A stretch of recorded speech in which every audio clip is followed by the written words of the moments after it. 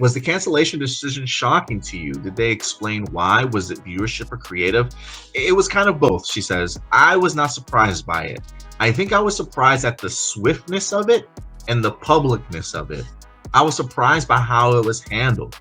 But once I was getting particular phone calls about the reaction and the criticisms and the viewership, I felt like, okay, the writing's on the wall for sure. The viewership was a little muddled for me because, and this is my understanding, with Star Wars, you're not measured within the marketplace that you happen to be in at the time. You're measured against every other Star Wars show. We have our issues with it for sure, but the idea of a season 2, I think, could have really gone a long way for this show.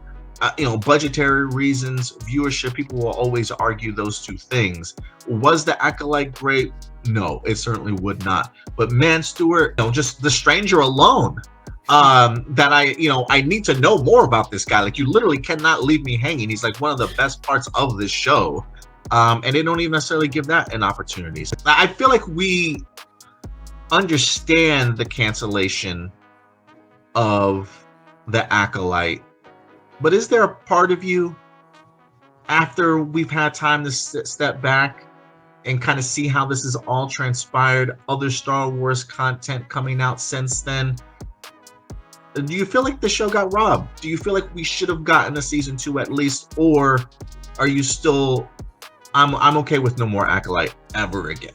I think with how much they invested in the show, they should have given it at least one more season, at the very least, just because the thing is, man, and I've said this before, there was a period of time where a lot of shows had a very rough first season, and it was just common that like a show would kind of get its footing like as it went on. But I think that one of the big problems that I totally agree with people having with streaming services, the way TV is now, is that if it's not like a major hit, if it's not the exact numbers the studios want to see, then it's like that it hits the chopping block like way too fast, I think.